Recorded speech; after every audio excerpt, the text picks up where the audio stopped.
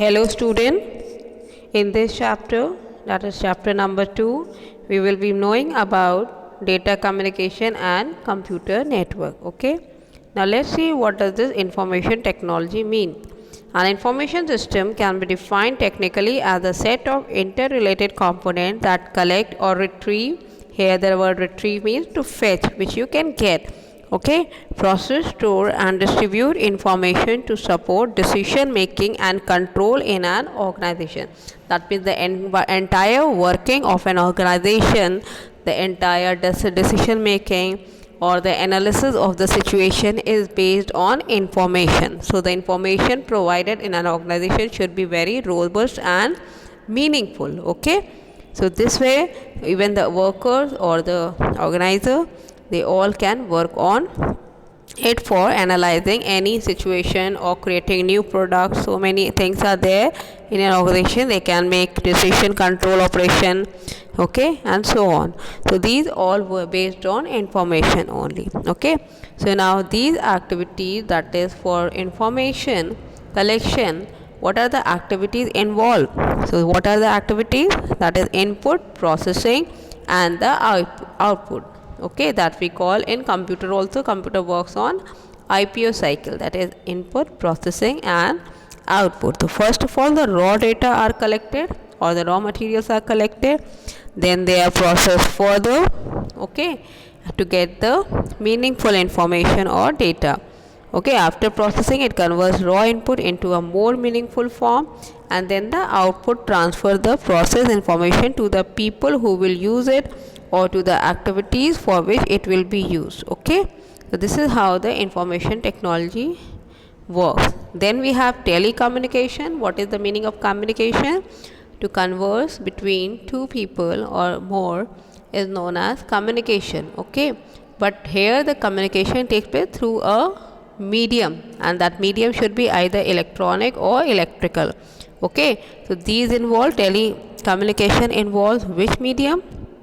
They involve telephone, telegraph, radio, microwave communication arrangement, fiber optic, satellites and the internet. Okay, so telecommunication is also known as telecom. Next we have different types of communication. Basically they are of three types: audio, video and data communication. In audio communication, here you can listen only the thing. Okay, you cannot see or visualize the communication.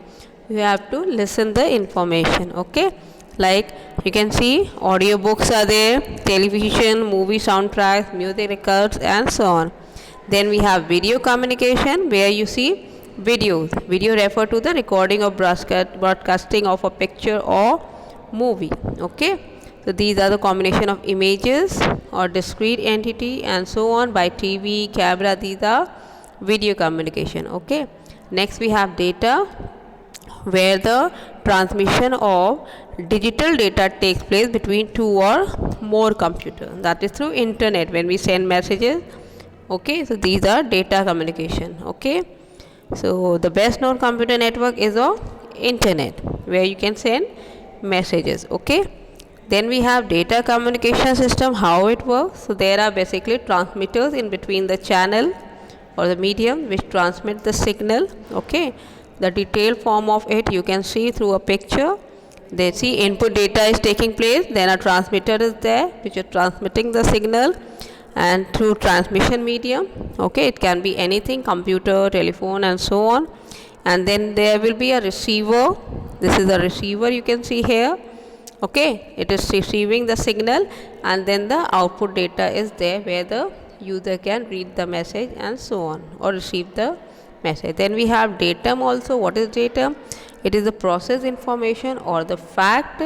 Fact is the meaningful information, okay, which is gathered or collected through experimentation, or they are derived by some calculation. So this is what datum is. Okay, next we have data communication system may collect data from remote location. Remote means at some distance, through data transmission circuits, and then output process result to remote locations. Okay, now what are the jargons that are involved in data communication?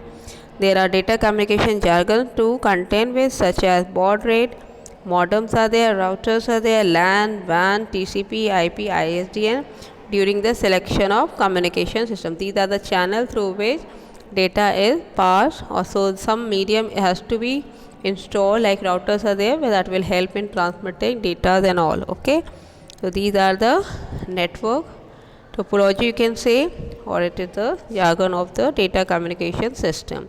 Hence it becomes very necessary to review and understand these terms and gradual development of data communication method. Okay, you can see here a data communication system using remote locations. Okay, you can see at remote places systems are involved and how the communication is taking place.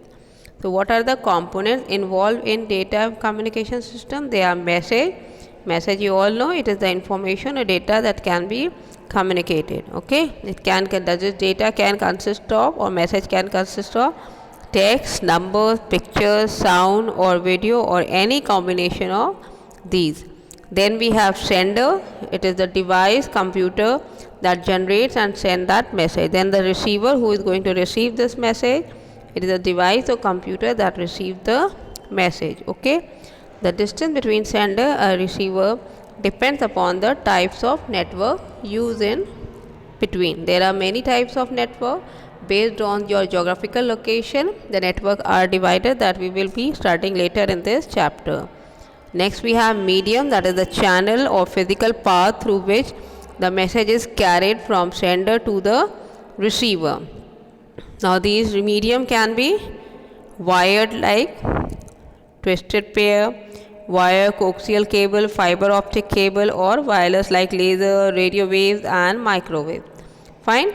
Next we have protocol. Protocol is what? It is a set of rules that govern the communication between the devices. Both sender and receiver follow the same protocols to communicate with each other. Okay.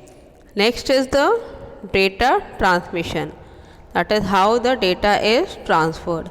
Okay, when we enter data into the computer through keyboard or keypad, okay, each element is encoded by the electronics within the keyboard into an equivalent binary coded pattern using one of the standard coding schemes that are used for the interchange of information. To represent air characters, okay, of the keyboards, a unique pattern of 7 or 8 bits in size is used. The use of 7 bits means that 128 different elements can be represented, while 8 bits can represent 256 elements. So generally, basically, see, computer understand only machine language, that is either the codes of 0 or 1. So there are some computer codes on which the machine works. Okay, the most widely used codes that have been adopted for this function are extended binary coded decimal, learn the full form, that is EBC, DIC. Then we have American Standard Code for Information Interchange, that is ASCII code.